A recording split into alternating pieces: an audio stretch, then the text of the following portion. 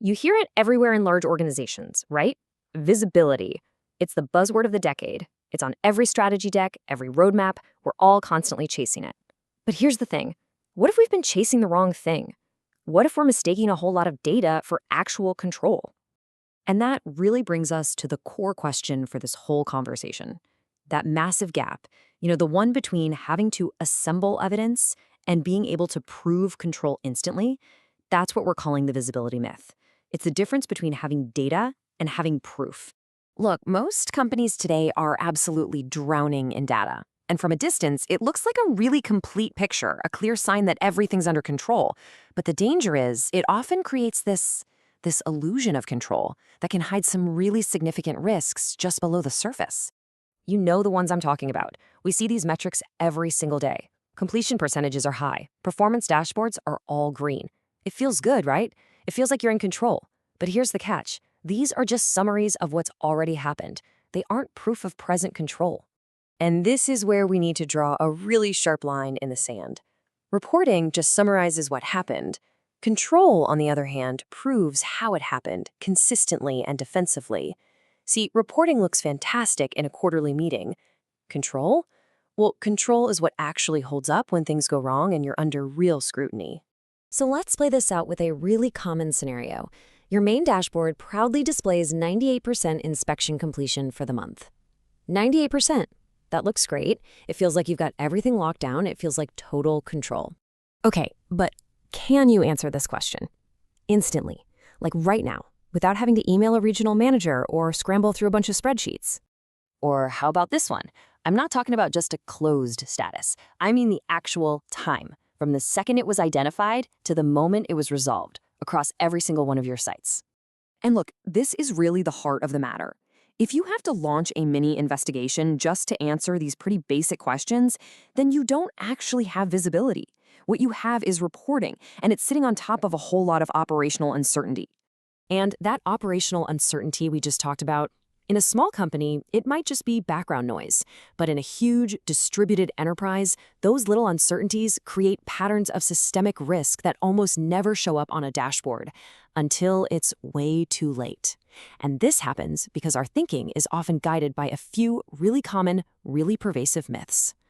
Which brings us to myth number 1, the idea that if it's completed, it must be controlled. We see that little check mark, and our brains just automatically assume the job was done right and the risk was handled. But the reality is, completion just means a form was submitted. That's it. It tells you nothing about the quality of the work, the context, or if it would actually defend you in a crunch. Okay, myth number 2. If it's documented, it's defensible. The idea that just having a ton of files somewhere automatically means you're covered. Yeah, not exactly. True defensibility isn't about having a digital pile of files. It's about having a coherent, unbroken story. You need a clear chain of evidence, timestamps, who owned it, the context, verified closure, all of it connected in a single provable audit trail. And that brings us to the third myth, which is maybe the most seductive, most dangerous one of all, the idea that pretty dashboards equal genuine insight.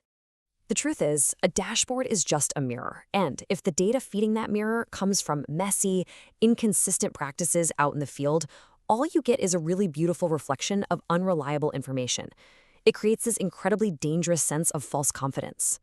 So, okay, if it's not about more data or prettier dashboards, then what's the answer? Well, real visibility isn't a data problem. It's an architecture problem. It's all about how the work itself is structured, enforced, and captured from the very beginning. You see, a truly controlled workflow is designed. It's an architecture, not an accident. It's a system where collecting structured data isn't optional, it's required. Where finding a problem automatically kicks off a tracked action item. Where you can't close something out without providing proof.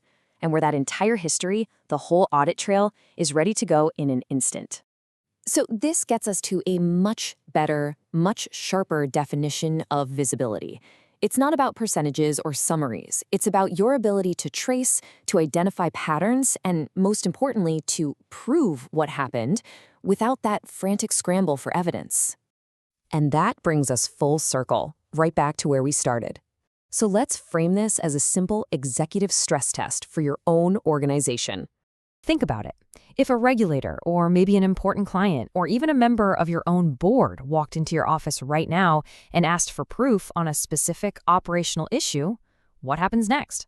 Could you pull up a complete, defensible record in minutes? Or would that question kick off days of frantic phone calls, digging through emails, and hunting through shared drives?